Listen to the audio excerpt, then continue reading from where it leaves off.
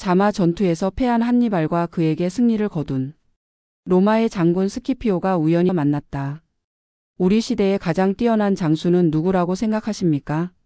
한니발은 즉석에서 대답했다. 마케도니아의 왕 알렉산드로스요.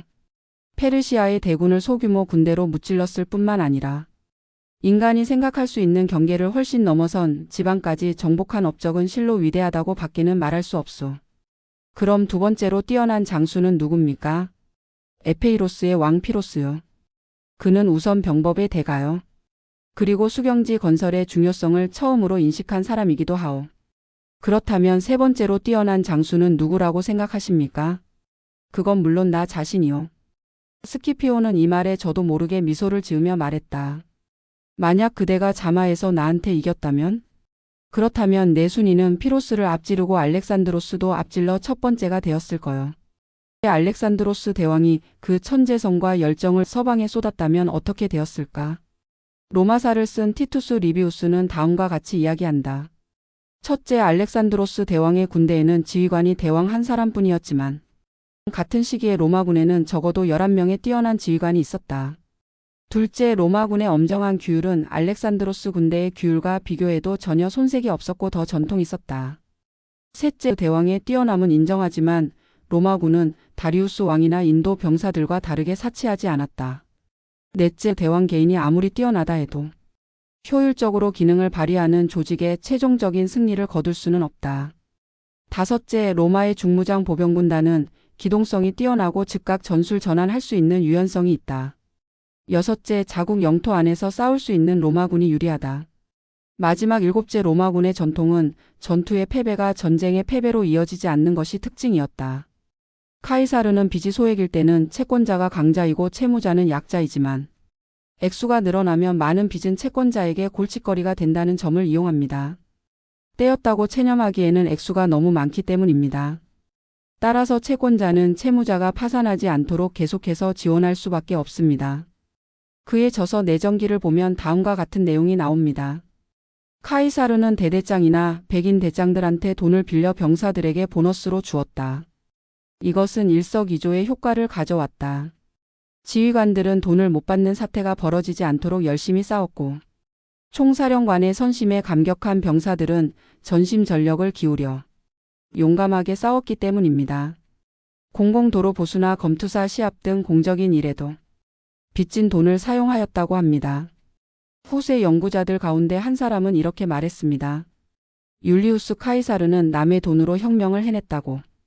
고대 로마에서는 해마다 12월이 가까워지면 국가 요직에 있는 인사들의 집에서 여자들이 보나 여신에게 제사를 준비했다고 합니다. 이 제사는 여인들만 참가하고 남자는 다른 사람의 집에 가야 했습니다. 그런데 평소 카이사르의 아내 폼페이아를 짝사랑하던 남성이 카이사르의 집에 몰래 숨어듭니다. 남성은 바로 발각되고 쫓겨납니다. 카이사르의 반대파들은 지금까지 남의 아내를 가로채온 사나이 카이사르가 이번에는 처음으로 자기 아내를 가로채인 것 같다는 식으로 소문을 퍼뜨리며 즐거워하였습니다. 상황이 이러자 카이사르는 아내와 이혼했습니다. 그날 밤 제사에 온 불청객이 누구였는지 카이사르는 다른 곳에 있었기 때문에 모른다고 답합니다. 그러면 왜 이혼했냐는 질문에 카이사르는 다음과 같이 답합니다. 카이사르의 아내 되는 여자는 의심조차도 받아서는 안 됩니다. 고대 로마에서 미남의 기준은 여자라고 해도 좋을 만큼 단정한 용모였던 것으로 보입니다. 깨물고 싶을 정도였다는 젊은 시절의 폼페이우스. 보기 드문 미모로 평판이 난 초대 황제 아우구스투스. 하드리아누스 황제가 총애한 안티노의 초상에서 그것을 엿볼 수 있습니다. 이 기준에 따르면 카이사르는 결코 미남이 아닙니다. 젊은 시절부터 뺨에 주름이 깊이 새겨져 있었고 40대 후반부터는 머리가 눈에 띄게 후퇴하는 바람에 가운데 부분의 머리카락까지 이마 쪽으로 끌어내려서 대머리를 감추느라 고심했던 것은 잘 알려진 사실입니다. 하지만 카이사르는 로마의 상류층 부인들을 모조리 만나는 빛나는 영광을 누렸다고 합니다. 카이사르의 최대 채권자인 크라수스의 아내 테오토리아, 남편이 오리엔트에 출정해 있던 폼페이우스의 아내 무키아, 원로원 의원의 3분의 1이 카이사르에게 아내를 도둑 맞았다고 말하는 역사가도 있습니다. 카이사르가 젊었을적 유학을 가던 도중 해적들에게 붙잡히는 일이 있었습니다. 해적들은 카이사르에게 20탈렌트의 몸값을 매기는데 이는 상당한 거액이었습니다. 카이사르는 껄껄 웃으며 내 놈들은 누구를 붙잡았는지 모르는 모양이군. 하면서 스스로 몸값을 50탈렌트로 올렸다고 합니다. 그리고 그의 비범한 행동에 해적들은 그를 함부로 대하지 못하게 됩니다. 그가 죽으면 큰 금액을 손해보게 되므로 큰 금액은 그의 안전을 보장해 주었기 때문입니다.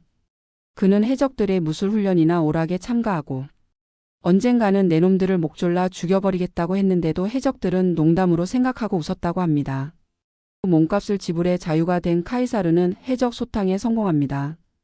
전리품은 나눠 가졌다고 하니까 자신이 지불한 몸값은 그대로 되찾았을 것으로 추정됩니다. 해적들의 처분은 승자에게 맡겨졌고 그는 평상시 하던 농담대로 해적들을 교수형에 처합니다. 어느 날 로마의 권력자 술라는 검투사 경기장에서 시합을 구경하고 있었습니다. 경기장 안의 좌석은 여러 사람이 섞여 난잡했고 남녀로 구분되지 않았습니다. 그때 우연히 술라의 곁에 몹시 아름답고 출신도 좋아 보이는 여인이 앉아 있었습니다. 술라의 뒤를 지나 자기 자리로 가던 젊은 여자는 그의 어깨를 만지고 토가에서 실밥을 뽑아냈습니다.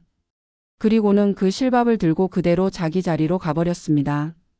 이 행동에는 술라도 깜짝 놀라서 저도 모르게 여자를 바라보았다고 합니다. 여자는 자리에서 일어나지도 않고 술라를 마주 바라보면서 말했습니다. 이상하게 생각지 마세요. 당신이 누리고 있는 행운을 저도 조금이나마 얻고 싶어서 그랬을 뿐이니까요. 명문 귀족 발레리우스 가문 출신이자 35살 연하인 이 여자를 술라는 5번째 아내로 맞아들입니다. 그리고 이 장면을 뉴욕 이야기를 찍을 때 마틴 스코세지 감독은 자신의 단편 영화에서 활용합니다.